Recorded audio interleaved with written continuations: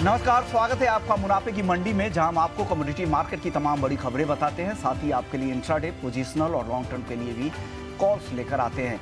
साथ ही आपको हाजिर बाजार की खबरों के साथ देश भर की मंडियों का अपडेट भी लेकर आते हैं। लेकिन आज आपको हम बता दें कि कल अक्षय तृतीया के मौके पर हम आपके लिए स्वर्ण महाकुंभ लेकर आ रहे हैं, जहां पर बुलियन इंडस्ट्री के 30 दिग्गज मौजूद होंगे, जहां सोने को लेकर 360 डिग्री एनालिसिस होगी, इन्वेस्टमेंट से लेकर शॉपिंग तक की बातचीत होगी। इन्वेस्टमेंट में आपके पास क्या क्या विकल्प है और किन विकल्प पर आपको ज़्यादा फोकस करना चाहिए, साथ ही गोल्ड के डेरिवेटिव मार्केट तक पर ये चर्चा होने वाली। तो कल शाम 4 बजे से लगातार ईटी नाउ स्वदेश पर आप देख सकते हैं स्वर्ण महाकुंभ 10 मई शुक्रवार 4 PM से लगातार। और ये हमारे बड़े पैनलिस्ट हैं जो कल इस शो में शिरकत करेंगे, हमारे साथ स्टूडियो में मौजूद रहेंगे। वो बड़े चेहरे आपके सामने यहाँ पर दिख रहे हैं। चलिए शो की ओर लौटते हैं, मुनाफे की मंडी की ओर। शुरुआत आज भी हम गोल्ड और सिल्वर के साथ कर लेते हैं, क्योंकि अक्षय तृतीया कल है। ऐसे में लोगों के मन में होगा क्या ये खरीदारी के लिए सही भाव है क्या, क्योंकि शॉपिंग के साथ साथ लोग इन्वेस्टमेंट एंगल से भी गोल्ड को देखते हैं। सबसे पहले रवि जी आप बताइए, गोल्ड का जो करंट भाव है 71,000 रुपए के आसपास का, खरीदारी के लिए अच्छा भाव है क्या? क्या सलाह देंगे जो खरीदार है उनके लिए? जब से फिजिकल गोल्ड में ऑलवेज रहता है कि फिजिकल गोल्ड कोई भी प्राइस पे गलत नहीं है। आई थिंक थोड़ा डाइवर्सिफिकेशन भी होता है। साथ में जो मैरिज में ज्वेलरी की डिमांड है वो भी इनटेक रहती है इंडिया में, क्योंकि वहाँ पे प्राइस से ज्यादा मीन्स के लोग जो फोकस करते हैं वो फोकस अपने ट्रेडिशन पे ज्यादा करते हैं। थोड़ा क्वांटिटी प्लस माइनस होता है, क्योंकि प्राइसेस जब हाई लेवल पे होते हैं तो शायद थोड़ा रिस्क एपेटाइट कम होता है। और लास्ट 3 दिन से कोई ज़्यादा मैक्रो डेटा आए नहीं, तो इस हिसाब से मुझे लग रहा है कि ब्रॉडर कंसोलिडेशन होगा। आई थिंक जो नियर टर्म रेंज है मैं एक्सपेक्ट कर रहा हूँ 70,500 से 71,500 एक रेंज में सोना बना रहेगा। फिजिकल में डेफिनेटली कल के दिन में 71,000 का लेवल फिर भी हायर लेवल से जो करेक्शन आया है, उसके बाद थोड़ा अट्रैक्टिव लेवल है अगर जो शॉर्ट टर्म के लिए या मीडियम टर्म के लिए सोच रहे हैं। क्योंकि जियोपॉलिटिकल रिस्क कम हुआ है, साथ में थोड़ा डॉलर इंडेक्स में बढ़ोतरी आई है, तो एक अच्छा त्योहार पे कम रेट पे मिलना सोना एक बेटर ऑप्शन हो सकता है। मेरे हिसाब से अगर 2-3 ट्रेडिंग सेशन का जिसका आउटलुक हो, तो आई थिंक फ्यूचर में भी बाय किया जा सकता है 71,000 के करीब। स्टॉप लॉस 70,700 का लगा है और 71,500 तक एक लिमिटेड अपसाइड वहां पे देखने को मिल सकती है।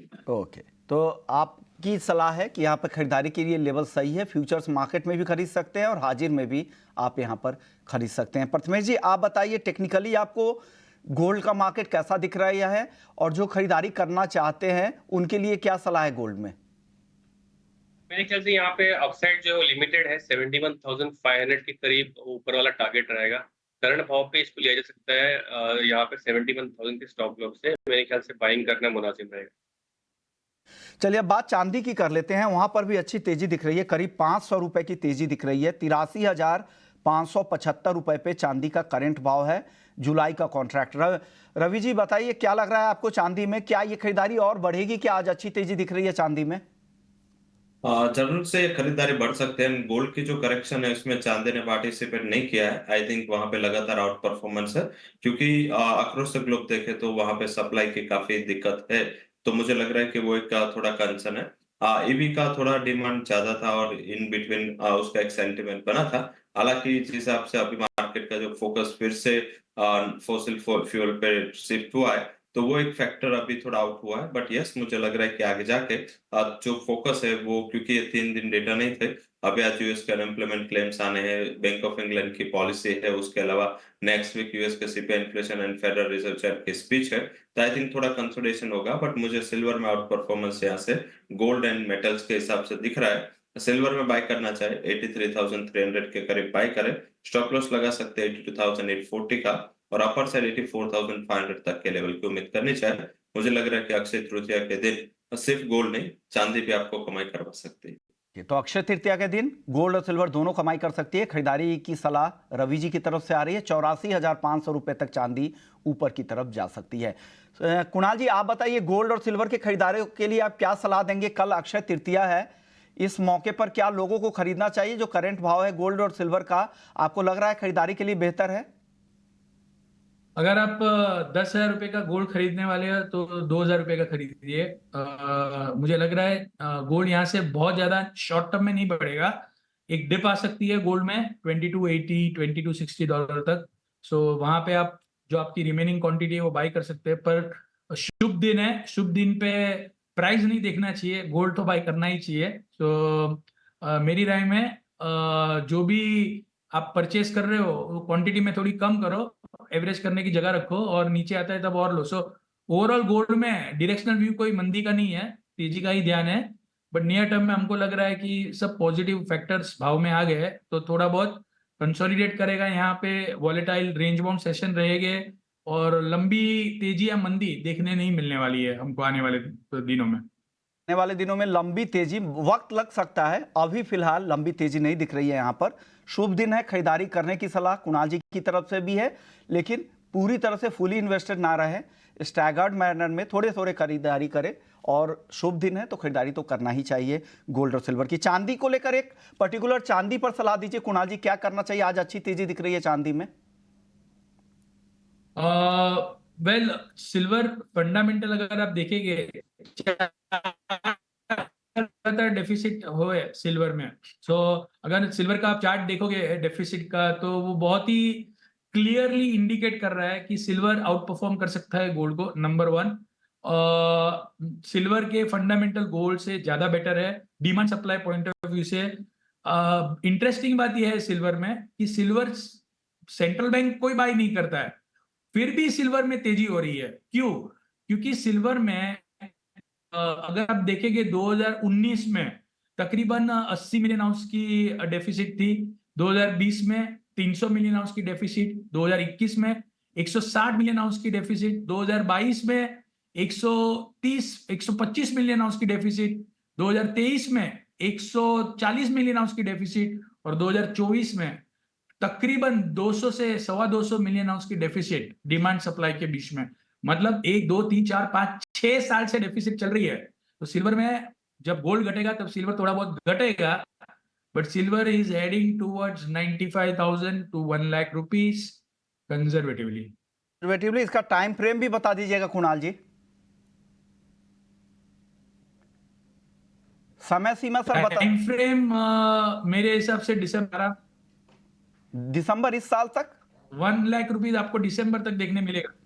यस, ये साल ओके 95,000 से 1 लाख का टारगेट कुणाल जी का है इस साल दिसंबर के लिए। चांदी पर इनका बड़ा व्यू, और इसके पीछे जो बड़े ट्रिगर है, साल दर साल जिस तरह से चांदी में डेफिसिट दिख रही है, डिमांड के मुकाबले सप्लाई कम है, 6 साल से डेफिसिट की स्थिति है। और इंडस्ट्रियल डिमांड को लेकर भी इस साल जो सिल्वर इंस्टीट्यूट की रिपोर्ट है उसमें कुछ सेगमेंट, इंडस्ट्रियल सेगमेंट ऐसे हैं जहां पर रिकॉर्ड खरीदारी, रिकॉर्ड डिमांड इंडस्ट्रियल रह सकती है। ये कुछ सपोर्टिव फैक्टर है जो चांदी की कीमतों को यहां से ड्राइव कर सकते हैं। चलिए आगे बढ़ते हैं। गोल्ड और सिल्वर के बाद अब बात करते हैं कच्चे तेल की। कच्चे तेल में यूएस में जो क्रूड के स्टॉक कम हुए हैं उससे थोड़ी बहुत सपोर्ट यहां पर दिख रही है, लेकिन अभी भी कच्चा तेल करीब 2 महीने के निचले स्तरों के आसपास ही है। कुणाल जी, अब यहां से कच्चा तेल आपको कहां जाता दिख रहा है? कितनी तेजी और दिख रही है, या तेजी टिकाऊ नहीं है ये?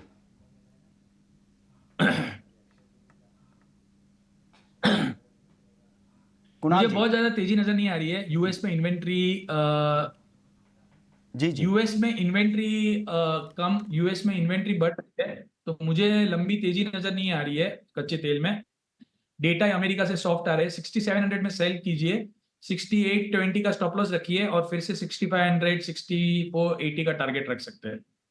500 से लेकर 6480, 6500 6480 तक के टारगेट फिर से नीचे आ सकते हैं, लेकिन ऊपर में बेचे, करंट लेवल पे ना बेचे, 6700 के आसपास आप बेच सकते हैं MCX क्रूड। प्रथमेश जी आप बताइए, ऑप्शंस में कोई ट्रेड हो तो ये भी बता दीजिएगा क्रूड में। ख्याल से काफी वोलेटाइल है ये काउंटर, तो पॉसिबली मेरे ख्याल से क्रूड का 6600 का कॉल ऑप्शन खरीदना चाहिए। 100 रुपए की प्रीमियम पे मिल रहा है ये। 60 रुपए का स्टॉप लॉस लगाइए, टारगेट ऊपर में 210 की रखिए। आपको यानी आप फ्यूचर्स में भी खरीदारी की सलाह दे रहे हैं, और ऑप्शंस में भी आपको लग रहा है 6600 के स्ट्राइक की कॉल खरीदे और 210 रुपए तक ये जा सकता है। रवि जी, अब कॉन्ट्रा कॉल यहाँ पे आ रहे हैं, एक बाई एक सेल कॉल। आप बताइए, आप कंफ्यूजन दूर कीजिए, आप किस तरफ जाना पसंद कर रहे हैं कच्चे तेल में?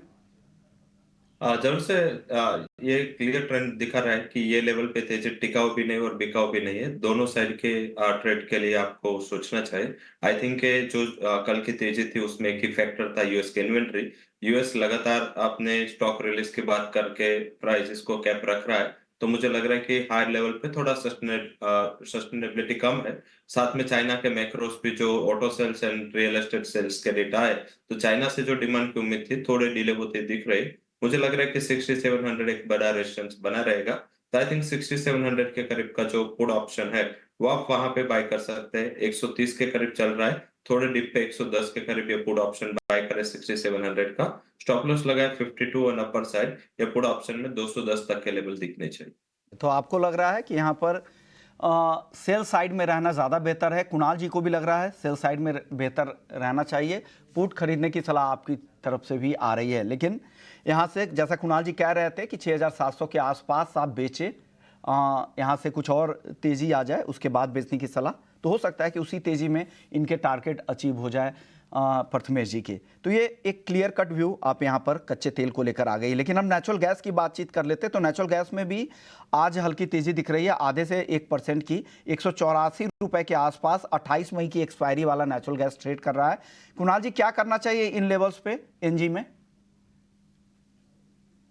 नेचुरल गैस में कोई लंबी अपसाइड आएगी ऐसा नजर नहीं आ रहा है नियर टर्म में। मैं तो बहुत ज्यादा बुलिश नहीं हूँ। ऑलरेडी प्राइस में एक स्पाइक हमने देखा है, 185 186 के बीच में सेल कीजिए, 191 के आसपास स्टॉप लॉस रखिए और 175 तक के टारगेट आपको धीरे धीरे देखने मिल सकते हैं। आज की इन्वेंट्री के बाद ये तेजी थोड़ी सस्टेन होती हुई नजर नहीं आ रही। तेजी सस्टेन नहीं होगी, नीचे 175 तक आ सकता है और इस ट्रेड में 190 का आप यहां पर स्टॉप लॉस भी लगा लेना चाहिए आपको। आप बताइए रवि जी, आपकी सलाह नेचुरल गैस में? नेचुरल गैस में मुझे भी लग रहा है कि यूएस की इन्वेंट्री जो लास्ट वीक थोड़ा कम हुई थी, इस हिसाब से प्राइसेस में एक अच्छा स्पाइक था। ये इन्वेंट्री क्योंकि डिमांड इतना ज्यादा है नहीं और पर्टिकुलर थोड़ा सीजनलिटी का भी वहां पे इम्पैक्ट है, तो मुझे लग रहा है कि 185 का लेवल जो लास्ट टाइम से रिवर्स हुआ था वही लेवल वहां पे रेजिस्टेंस बना रहेगा। इस हिसाब से आप 185 के जो पुट ऑप्शन है वो 7 के करीब बाय करें। स्टॉप लॉस 2 रुपए का लगाए और ये पुट ऑप्शन में आपको एटलीस्ट 16 से 17 पॉइंट तक के लेवल देखने को मिल सकते हैं। और मेरा भी मानना है कि 175 तक के लेवल जैसे कुणाल से बात कर रहे थे वहां तक एक बार प्राइसेस इन्वेंट्री के बाद फिसल सकता है। 25 तक के लेवल आ सकते हैं नीचे में, दोनों एक्सपर्ट्स को लगता है। मेटल्स की चाल देखिए, मेटल्स की जो तेजी है अब धीरे धीरे कम होती जा रही है। जिंक तो कमजोर था ही, अब कॉपर भी बिल्कुल सपाट हो चुका है, अब मामूली तेजी बची है 855 पे। लेड भी अब हरे लाल निशान में आ चुका है और एल्युमिनियम में अब मामूली तेजी है 232 के आसपास। प्रथमेश जी, क्या लग रहा है आपको बेस मेटल्स में क्या पसंद है, क्या खरीदे क्या बेचे? मेरे ख्याल से करंट भाव पे कॉपर बाय करना चाहिए। ऊपर वाला भाव 866 के टारगेट रहेंगे, नीचे में करीब 850 के स्टॉप लॉस। नहीं, आपको लग रहा है कॉपर खरीदना चाहिए 866 रुपए के टारगेट के लिए और इस ट्रेड में 853 का स्टॉप लॉस लगाने की सलाह है। कुणाल जी, आपको क्या पसंद है बेस मेटल्स में आज? मुझे लग रहा है जिंक में सेल करना चाहिए 256 के आसपास, 258 का स्टॉप लॉस रखना चाहिए। और नीचे में मुझे लग रहा है जिंक फिर से 253 के लेवल्स दिखा सकता है। 252 253 तक के लेवल फिर से आ सकते हैं, तो जिंक बेचने की सलाह है। जो करंट लेवल पर ही बेचने की सलाह है, 258 का स्टॉप लॉस लगा ले। नीचे में 252 253 तक आ सकता है, यहाँ से 4-5 रुपए की गिरावट आ सकती है। आप बताइए रवि जी, आपको क्या पसंद है बेस मेटल्स में?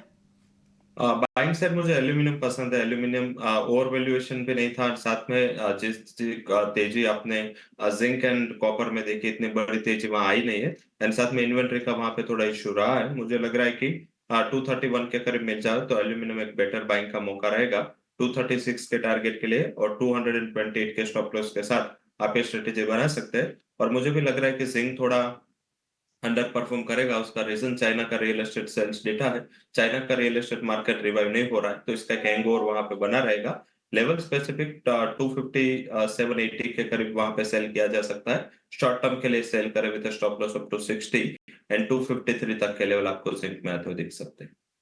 तो ये भी वो आपका बेस मेटल्स को लेकर है। मसालों की, मसालों में सबसे पहले बात हम करेंगे जीरा और धनिया की। जीरा दायरे में कारोबार हो रहा है या हल्की कमजोरी भी कह सकते हैं।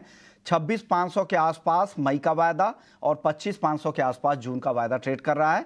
वहीं धनिया 7,400 के आसपास जून और 7,330 रुपए के आसपास मई का वायदा ट्रेड कर रहा है। हमारे साथ दिनेश सोनी हैं, डायरेक्टर है श्री श्याम इंटरनेशनल के और मंडोर इंडस्ट्री एसोसिएशन के प्रेसिडेंट भी है। शुक्रिया दिनेश जी, आपने वक्त निकाला। सबसे पहले जीरे में बताइए, मंडियों का क्या हाल है, किस तरह के अराइवल्स के डेटा है और डिमांड को लेकर क्या कुछ हो रहा है जीरे में? जैसे मंडी में जो अराइवल की अभी भी पोजीशन है, राजस्थान की मंडियों में भी मतलब मेजर अराइवल नहीं है। जैसी डिमांड है सामने अराइवल कम है। गुजरात में भी अराइवल का प्रेशर बहुत कम पड़ गया है। लमसम गुजरात में जैसे अपन समझे तो 20 से 25 हजार के बीच में लमसम आमदनी रहती है और राजस्थान की सभी मंडियों में मिला के अगर हिसाब लगे तो लमसम 15 से 20 हजार बोरी की आमदनी रहती है। ओके। तो आमदनी का प्रेशर तो अभी बहुत कम है। इसी हिसाब से थोड़ा सामने डिमांड अभी तक मेरे हिसाब से जो भी माल आया ना वो लमसम कंजप्शन में गया है, ना के बराबर स्टॉक हुआ है। ना किसी ट्रेडर ने स्टॉक किया, ना हेजर ने हेजिंग में गया है, ना सेंटरों में स्टॉक हुआ है। उसका कारण क्या है कि सट्टा घाट में चल रहा है, इसलिए कभी लोगों को लग रहा है कि फॉरवर्ड नीचे मिल रहा है तो हाजिर में लोगों ने स्टॉक नहीं किया है और आमदनियां वैसे ही वीक है, इसलिए बाजार धीरे धीरे स्टैंड हो रहा है। ओके। मसाले कंपनियों की तरफ से कुछ खरीदारी हो रही है क्या जीरे की दिनेश जी? अभी लोग जो मार्च में इलेक्शन की वजह से मार्च में लोग फॉरवर्ड नीचे होने से काफी टाइम तक मसाला कंपनियों ने वेट किया है, लेकिन अभी भी वो माल अपनी डिमांड के हिसाब से रेगुलर ले रहे हैं। वो अपनी डिमांड के हिसाब से ले रहे हैं। अभी भी सट्टा घाट चल रहा है, इसलिए लोग स्टॉक में नहीं डाल रहे। लेकिन मेरे को ऐसा लग रहा है अभी भी बाजार के अंदर जिस ढंग से मूवमेंट है, स्टॉक नहीं है, किसान के अलावा सप्लायर कोई नहीं, अभी भी स्टॉक मंडियों में है नहीं। तो माल का सप्लायर सिर्फ किसान है। किसान की जब तक प्रेशर से बिकवाली नहीं आएगी तब तक बड़ी मंदी इसमें अभी भी बनना मुश्किल है। ओके। आगे ये एक्सपोर्ट डिमांड की क्या स्थिति है सर? सुनने में आ रहा है कि भारत के जीरे की डिमांड अच्छी है। अभी तक देखो अप्रैल और मई के डाटा ले, मेरे हिसाब से अभी तक जो मार्च अप्रैल मई अभी तक तो एक्सपोर्ट बहुत अच्छा गया। लेकिन आने वाले समय में मेरे को लग रहा है इंटरनेशनल क्रॉप सिनेरियो जैसे आएगा, विजय का वहाँ हल्ला बहुत ज्यादा है, लेकिन वहाँ भी अभी मालूम पड़ा सीरिया वगैरह में वेदर का कुछ इशू है। लेकिन वहाँ भी अगर कोई नुकसान की बात आती है तो जीरे में ज्यादा बड़ा मंदी आना अभी मुश्किल है। जब तक इंटरनेशनल क्रॉप सिनेरियो क्लियर नहीं होता तब तक बड़ी मंदी मुश्किल है। ओके, यानी बड़ी मंदी आपको नहीं दिख रही है जीरे में, और जून के आसपास वहां से अराइवल शुरू होते हैं इंटरनेशनल मार्केट में, तब तक भारत की जीरे को फायदा मिल रहा है। धनिया में बताइए सर क्या हो रहा है? धनिया की स्थिति क्या है, डिमांड की स्थिति क्या है, धनिया क्यों नहीं चल पा रहा है? धनिया रेगुलर मैं बताऊं आमदनी का थोड़ा प्रेशर है, अभी बिकवाली का प्रेशर है, इस हिसाब से थोड़ा बाजार में दबाव है। मेरे को लगता है धनिया ये जो लेवल बना हुआ इस लेवल में ज्यादा घटेगा नहीं, बस थोड़ी सी आज डोमेस्टिक डिमांड अच्छी क्रिएट होते ही इसमें अच्छी तेजी आनी चाहिए सर। बड़ी मंदी इसमें नहीं है, मुश्किल अभी। ओके। अब क्या लग रहा है आपको, कब तक पीक आउट होगा? जो पीक अराइवल सीजन जो होते हैं वो कब तक खत्म होगा धनिया में? मेरे को लगता है जैसे मार्च जुलाई वेदर का, जैसे एक बार जुलाई में मानसून आने के बाद में एक बार मसालों में अच्छी डिमांड आती है, वहां से मेरे को लगता है धनिया बहुत अच्छा होना चाहिए। ओके, शुक्रिया दिनेश जी, आपने वक्त निकाला, हमेशा की तरह बता दिया कि मंडियों में क्या कुछ हो रहा है, क्या आप रीड कर रहे हैं, किस तरह के डेटा आ रहे हैं और किस तरह के डिमांड के सिनेरियो बन रहे हैं। कुणाल जी, मसालों में आपको क्या पसंद है, क्या लग रहा है, कहाँ आपको ज्यादा मजबूती दिख रही है? तीनों ही मसालों में बताइएगा, जीरा, धनिया और हल्दी, तीनों पर अपनी राय दें। मुझे जीरे में तेजी नजर नहीं आ रही है, धनिया में भी मुझे ज्यादा तेजी नजर नहीं आ रही है, और टर्मरिक में मैं बुलिश हूँ। टर्मरिक मुझे लग रहा है धीरे धीरे 22,000 का भाव आना चाहिए विद वॉलेटिलिटी। सो ये साल की सोइंग कैसी होगी कि ये सब अभी से फोरकास्ट नहीं कर सकते, बट इतना मैं आपको जरूर बता सकता हूँ कि पिछले साल का जो ड्रॉप इन प्रोडक्शन था उसके कारण शॉर्टेज बनी रहेगी ये कमोडिटी में, और जब तक शॉर्टेज रहेगी तब तक मंदी का कोई रुझान नजर नहीं आ रहा है। हल्दी ज्यादा मजबूत दिख रही है यहाँ से, और मंदी का यहाँ पे रुझान नहीं दिख रहा है। मंदी नहीं करने की सलाह आपकी तरफ से है। आप बताइए रवि जी, मसालों पर आपका व्यू क्या है?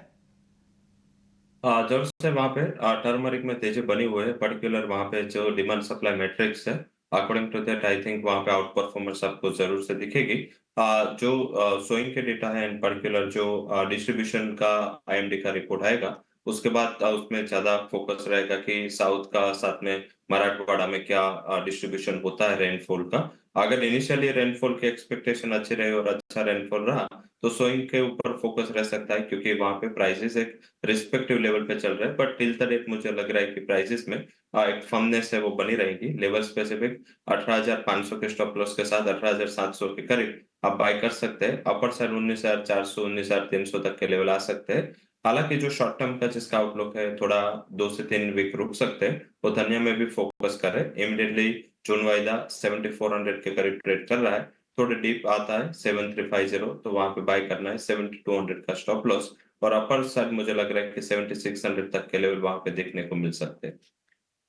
चलिए अब बात कर लेते हैं ग्वार सीड और ग्वारगम की। वहां पर भी नरमी दिख रही है। 10,800 के आसपास ग्वारगम और 5,450 के आसपास ग्वार सीड का वायदा है। रवि जी बताइए क्या लग रहा है ग्वार में, यहाँ से क्या कुछ तेजी फिर से बनेगी क्या? चांसेस कम दिख रहा है, पर्टिकुलर डिमांड को लेके कोई इतना ज्यादा उत्साह फिजिकल मार्केट में है नहीं। सप्लाई भी कम है, तो आई थिंक वहां पे करेक्शन की भी प्रोबेबिलिटी नहीं है।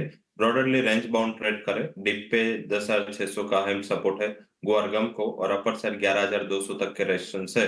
यही रेंज में बना रहेगा। अभी प्राइसेस बॉटम रेंज के करीब है, तो 10,700 के करीब आप जून कॉन्ट्रैक्ट का बाय कर सकते हैं। स्टॉप लॉस एक छोटा लगा है 10,600 का, और टारगेट पे लिमिटेड रहेगा 11,200 तक के लेवल आपको ग्वारगम में 2 से 3 ट्रेडिंग सेशन में आते हुए दिख सकते हैं। Okay Ravi ji, cotton seed oil के किए काफी दायरे में दिख रहा है, 2600 के आसपास है आज भी भाव। क्या कब दायरे से निकलेगा, किस साइड का ट्रेड करना चाहिए यहाँ पर कॉटन सीड ऑयल केक में? रवि जी मुझे हाई लेवल पे थोड़ा बिग वाली का दबाव लग रहा है। इंटरनेशनल एंड डोमेस्टिक दोनों कपास के प्राइसेस एंड कॉटन के प्राइसेस में लगातार हाई लेवल से करेक्शन है इंटरनेशनल क्यूज की वजह से, क्योंकि चाइना इतना डिमांड है नहीं और सप्लाई की काफी अवेलेबिलिटी हमारे पीयर्स की ओर से इंटरनेशनल मार्केट में आ चुके हैं। मुझे लग रहा है कि खाली में हाई लेवल पे बेचना एक बेटर स्ट्रेटेजी हो सकते हैं। Risk reward selling side favourable दिख रहे हैं। लेवल स्पेसिफिक जून कॉन्ट्रैक्ट 2,630 के करीब बेच के चले, 2,680 के स्टॉप लॉस के साथ, और 2,540 तक के लेवल आपको जल्दी आते हुए दिख सकते हैं। ओके, शुक्रिया रवि जी आपका। कुणाल जी आपका। कुणाल जी, आपको एक रिमाइंडर भी देना चाहूँगा, कल आप हमारे साथ अक्षय तृतीया के मौके में स्वर्ण महाकुंभ में स्टूडियो से जुड़ने वाले हैं, और ये महाकुंभ कल शाम 4 बजे से लगातार ईटी नाउ स्वदेश पर आप देख पाएंगे, जहां पर बुलियन मार्केट के तमाम बड़े दिग्गज होंगे। 30 दिग्गज यहां पर मौजूद होंगे, जो अलग अलग पैनल में अलग अलग गोल्ड से जुड़े हुए इन्वेस्टमेंट से लेकर शॉपिंग तक की बारीकियों के बारे में बताएंगे। फंड हाउस के एक्सपर्ट्स होंगे, फंड हाउस के फंड मैनेजर्स होंगे, बुलियन एक्सपर्ट्स, एनालिस्ट होंगे, और साथ ही बड़े ज्वेलर्स भी हमारे साथ जुड़ने वाले हैं। तो कल देखना मत भूलिएगा, कल शाम 4 बजे से लगातार स्वर्ण महाकुंभ।